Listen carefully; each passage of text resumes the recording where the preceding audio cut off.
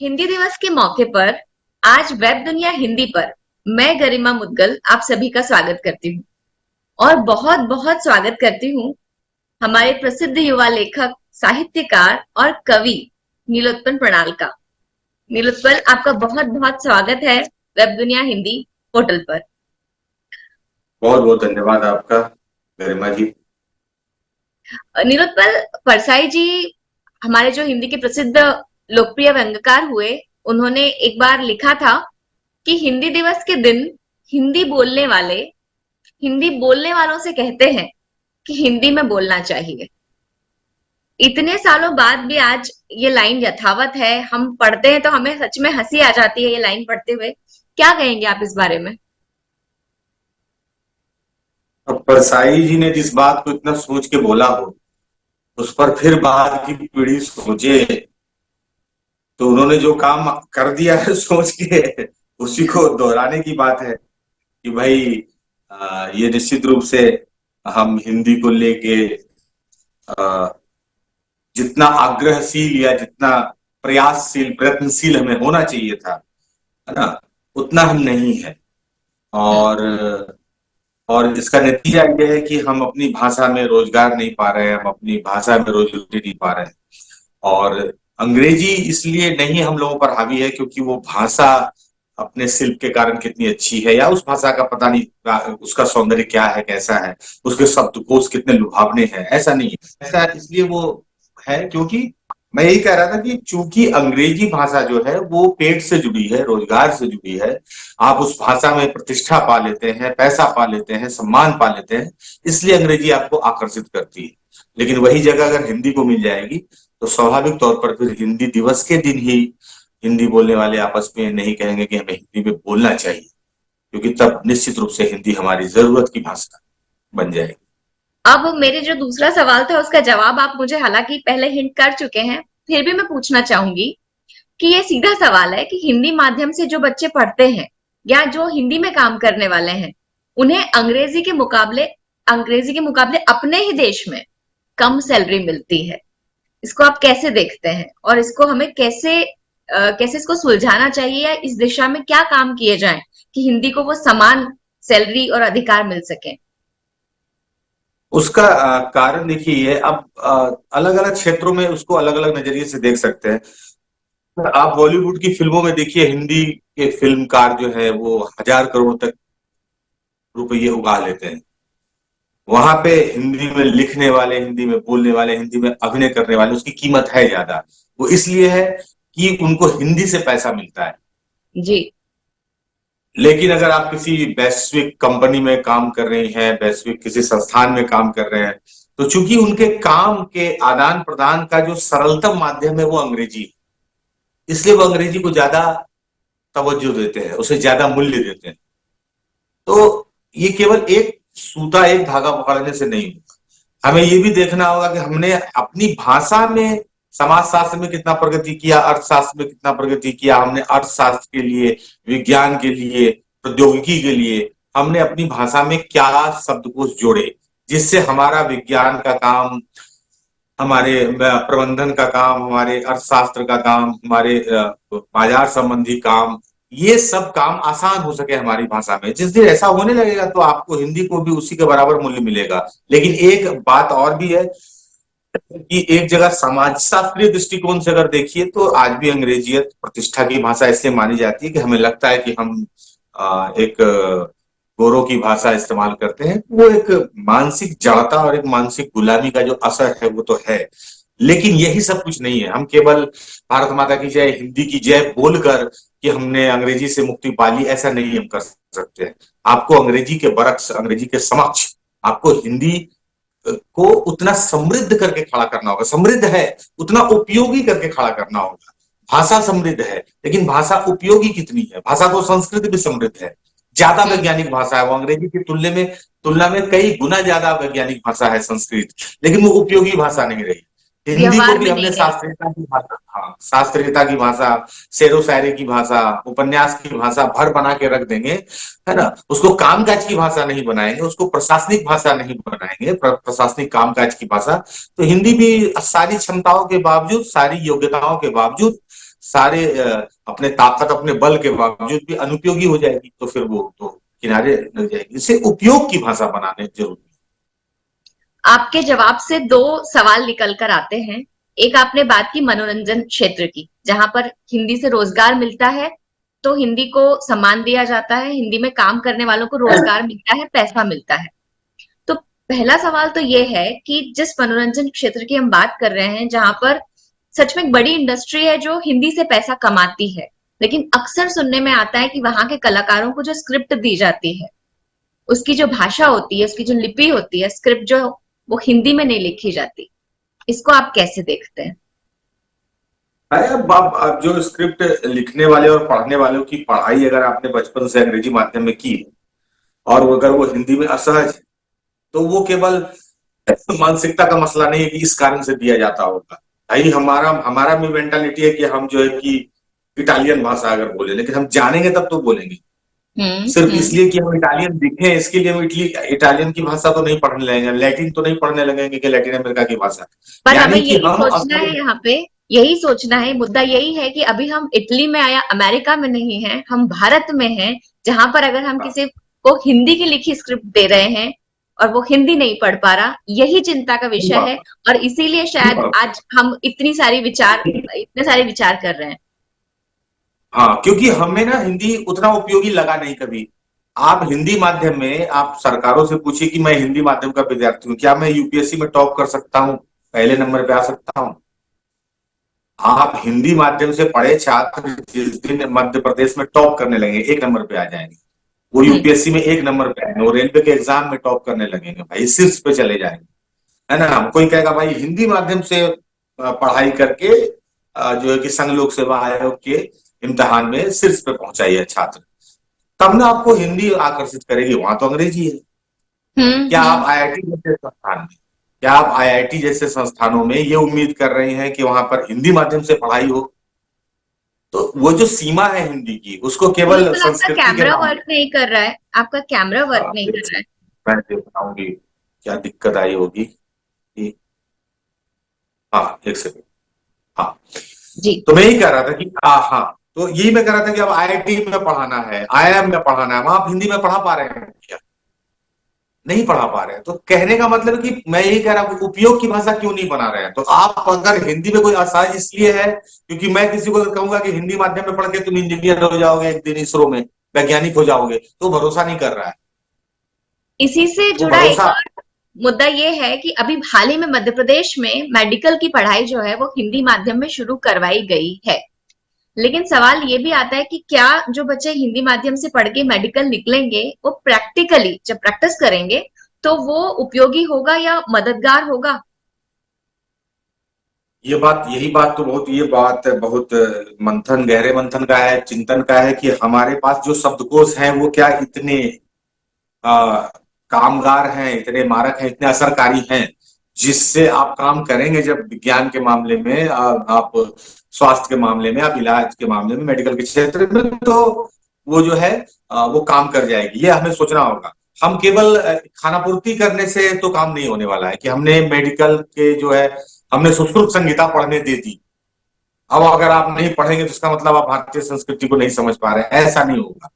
आपको नर्सरी से जो बचपन से आप पढ़ाई पढ़ाते हैं, वहां पे हिंदी माध्यम से पढ़ाई का इस तरह का दृष्टिकोण होना चाहिए, क्या बोध होना चाहिए हिंदी माध्यम से पढ़ने वालों का, वो विकसित करना होगा। तब जाके आप प्रौद्योगिकी में और अभियांत्रिकी में या जो कि स्वास्थ्य के क्षेत्र में आप सिलेबस बनाएंगे और वो काम करेगा। ये बात तो है। कि आज तो लेकिन कोई भी, वैश्विक स्तर पर हिंदी को असरकारी बनाने की जरूरत, प्रभावी बनाने की आज, जरूरत। जी हाँ, आपकी बात से जो बात समझ में आ रही है, फिर एक सवाल ये उठता है कि आज कोई भी माँ बाप अपने बच्चों को हिंदी माध्यम में शिक्षा दीक्षा के लिए अप्रोच नहीं करते हैं। वो चाहते हैं कि बच्चे अंग्रेजी माध्यम में पढ़े, जहां सारे विषय अंग्रेजी कारण में पढ़ाए जाते हैं, एक हिंदी विषय होता है। तो ऐसे में कई बार बच्चे पूछते हैं 72 यानी क्या, 86 यानी क्या। तो यहाँ हमारे अपने देश में हिंदी में जो ये अजनबीपन आ जाएगा, ये भी तो एक खतरनाक स्थिति लेकर आएगा सामने। वो अजनबीपन क्यों है? हम क्यों नहीं पढ़ाना चाहते हैं? क्या अंग्रेज हमारे कनपट्टी पर पिस्टल रख के चले गए कि तुम अंग्रेजी में पढ़ना, है ना? हम इससे नहीं पढ़ाना चाहते कि भाई हिंदी पढ़ के नौकरी नहीं मिलेगी ना। मतलब हम कहीं ना कहीं हिंदी के मामले में यहाँ कमजोर पड़ रहे हैं कि हम उसे रोजगार की भाषा नहीं बना पा रहे हैं। रोजगार की भाषा ही जिंदा रहती है, दुनिया में कोई शास्त्रीय भाषा नहीं बची जी। जिसने रोजगार नहीं दिया। तो भाषा को ये रोजगार बचाता है, भाषा को पेट बचाता है, भाषा को मस्तिष्क नहीं बचा के रख पाएगा, सांस्कृतिक चेतना और गौरव का भान जो है ये नहीं बचा पा रख पाएगा भाषा। संस्कृत नहीं बची है हमारे बीच। ठीक है, हम्म। संस्कृत में पढ़ने के लिए हम लोग, हम तो भाई नहीं पढ़े, पंडित जी मेरे दादा पढ़ रहे होंगे तो वो बचा के रखे होंगे। पूजा पाठ के दिन संस्कृत काम आएगा, जैसे आज कृष्ण जन्माष्टमी है, आज संकल्प वगैरह लेंगे तो संस्कृत याद आएगा। भाई हम उसको उपयोग की भाषा नहीं बनाएंगे तो नहीं होगा। तो हिंदी के साथ वही हो रहा है। हम क्यों हिंदी नहीं पढ़ाना चाह रहे, क्योंकि रोजगार नहीं है। तो हाँ, नोट मैं करने कवि वाली हूँ, मैं बात है लेखक ये। हूँ, मुझे मुझे मुझे हिंदी से देखिए रोजगार मिलता है, तो मैं रोज हिंदी पढ़ रहा हूँ, क्योंकि मैं कविता हिंदी में पढ़ता हूँ तो मुझे रोजगार मिलता है।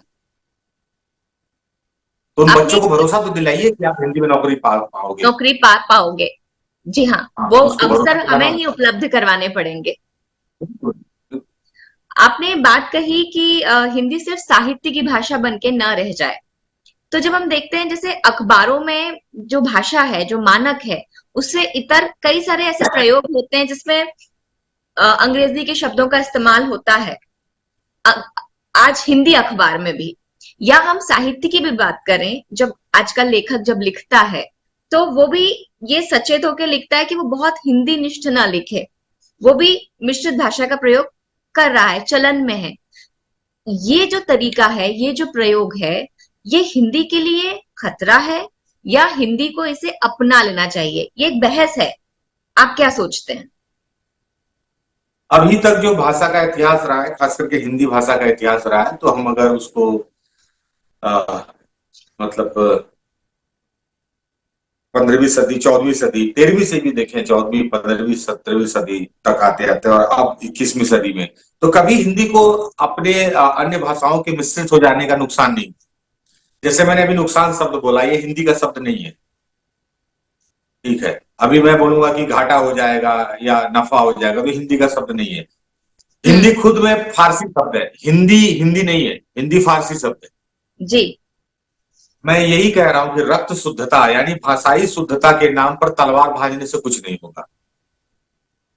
हिंदी उससे ज्यादा समृद्ध होगी। हिंदी इतना बड़ा समंदर है, हिंदी की बनावट और गुनावट ऐसी है कि उसमें किसी भी रंग का रेशा डाल दीजिए वो खटकता नहीं है, वो बहुत और उसको सुंदर। खूबसूरत बनाता है। ये हिंदी की ताकत है, ये ताकत अंग्रेजी में नहीं है। अंग्रेजी बोलते बोलते बीच में भोजपुरी बोलेंगे तो अंग्रेजी को हार्ट अटैक आ जाएगा। आप हिंदी बोलते बोलते उसमें बुंदेली के शब्द डाल दीजिए, उसमें आप संथाली के डाल दीजिए, उसमें अंग्रेजी के डाल दीजिए, अंग्रेजी को तो घोर के पी जाता है हिंदी। उसमें जापानी के भी शब्द डाल दीजिए, हिंदी को कोई फर्क नहीं पड़ता है। तो ये बोलना कि इससे हिंदी हिंदी आपको शुद्ध रूप में है कहाँ? कौन ऐसा व्यक्ति है जो आप उससे 10 लाइन हिंदी बुलवाइए, उसमें वो 70 शब्द जो है उर्दू के, फारसी के और सिंधी के, तो बुंदेली के, तो भोजपुरी के, तो मैथिली के बोल रहा है। अभी तो ये बोल भी कौन बात रहा हो है? रही थी कि हिंदी में और दूसरी भारतीय भाषाएं, कन्नड़, केरला या यहाँ की जो तमिलनाडु, यहाँ की जो भाषा है, उसका भी समावेश किया जाए, उनके भी शब्दों का इस्तेमाल शुरू हो, ताकि भारत में, खुद भारत में इस तरह का एक भाषाई जो अंतर है या जो विघटन देखने को मिलता है, वो खाई हम पाट सकें। आप क्या सोचते हैं? बिल्कुल बिल्कुल। और ये काम हिंदी ही कर सकती है, क्योंकि हिंदी की बनावट जो है शुरुआत से ऐसी है। ये किसी भाषा को ये नेतृत्व नहीं दिया जा सकता। ये नेतृत्व करने की क्षमता ही हिंदी में, हिंदी ही इसका अगुवा बनेगी। क्योंकि हिंदी ने ही फारसी को, संस्कृत को, उर्दू को, अरबी को और हिंदुस्तान की लोक की बोलियों अपने में समाहित करके ये दिखाया है कि ये भाषा की क्षमता, गाढ़ क्षमता इसकी कितनी है, ये अनुकूलन क्षमता इसकी कितनी है, ये इस भाषा ने साबित किया है। जी हाँ, जी इसलिए हाँ। इसका नेतृत्व इसी भाषा को मिलना चाहिए। ये इसकी वैज्ञानिकता का पक्ष है, वैज्ञानिक। भावुकता और, हाँ, ये इसकी भावुकता का पक्ष नहीं, हम्म।